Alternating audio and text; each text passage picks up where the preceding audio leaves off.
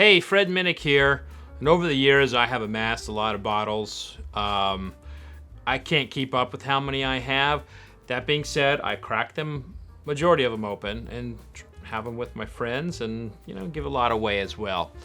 But I'm fortunate where I actually do this for a living, and it's a tax write-off. So a lot of my stuff that I sip is a part of what I do for work. So I talk to a lot of people, and they get a lot of guff about their whiskey collection. People coming up to them and talking about how much money they spend and how it's not good for, the family bank account and all this. I've heard a lot of people over the years get in a little trouble with their spouse, with their friends, their in-laws, and this list is going to help you. Here are 5 excuses or reasons that you can use when you're building your bourbon collection. Number 5, you have too many friends and you need to lose a few. When you are at an event or at a party and you're hanging out with someone and everybody is wanting to talk about sports or politics, all you want to talk about is bourbon. This is a great way to immediately get rid of people you don't want in your life. Now, granted, you got to use this sparingly, because you don't want to get rid of someone that you kind of need, like your best friend from high school who happens to still have a really good discount at Best Buy because they're working the merchandise area.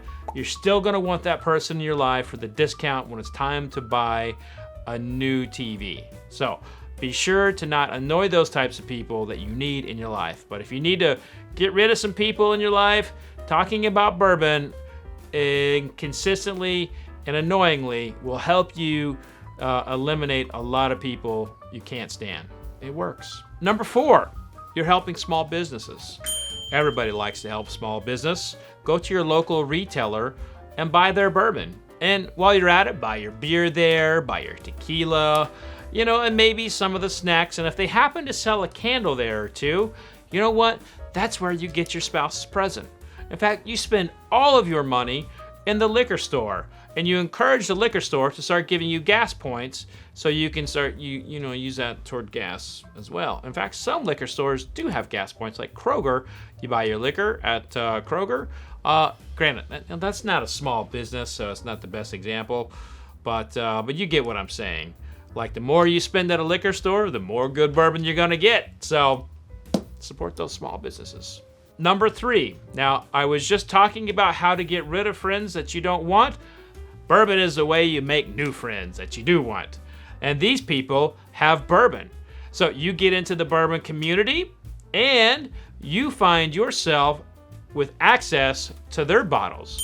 Now, granted, when you go to a bottle share event, you're expected to bring a pretty good bottle, as are they. But sometimes, your friend over there has bottles you've never had before. And that's why you start going to those events a little bit more, and maybe, just maybe, they'll pour you some. But if you're like the groups that I belong to, the people who do have all the really good bourbons, they might be a little stingy. But you can bribe them from time to time with a good bourbon of your own, and that's a great way to make new friends. Bourbon groups, and those are people you do want in your life, and maybe you can find one that gets a discount at Best Buy and you can get rid of the other guy. Just saying. Not saying people at Best Buy are bad, just that one person at Best Buy who's your friend is kind of annoying. You want to get rid of them in your life. Replace them with a bourbon guy who works at Best Buy. If you work at Best Buy and are a bourbon person, put it in the comment section. I might know someone who's looking to replace a Best Buy friend. And number 2, the number 2 excuse that you need for collecting bourbon is that you can use bourbon instead of talking about your feelings. So when you have someone wanting to know about how was your day and it was a shitty day, you can say, well, you know what? I went into Liquor Barn and they had a real nice deal on Heaven Hill 6-year-old. I got a case of Heaven Hill 6-year-old for $9 a bottle. I was really excited about that.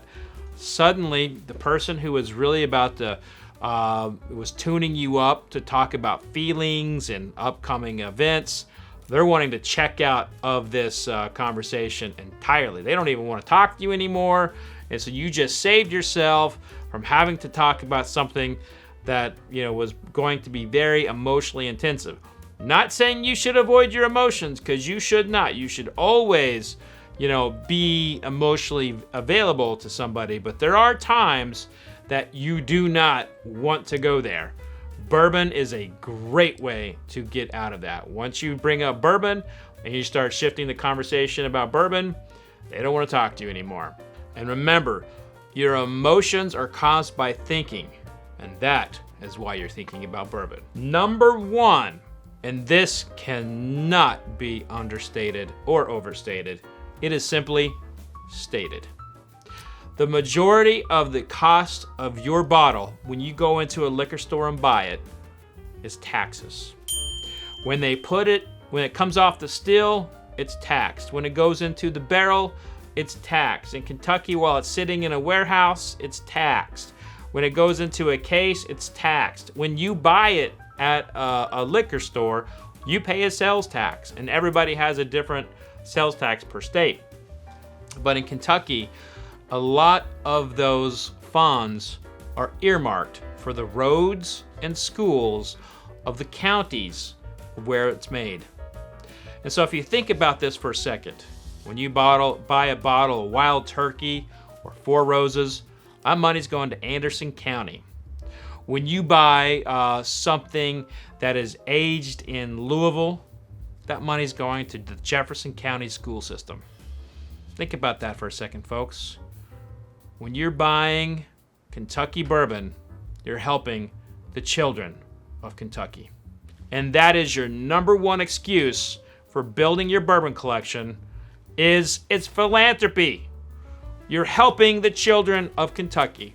So, as you find yourself eyeing a bottle and someone comes over to you and says, well, should we be spending that money on another bottle to add to your bar? All you got to do is look at them straight in the eye and say, I'm helping the children. And that's going to do it for this list.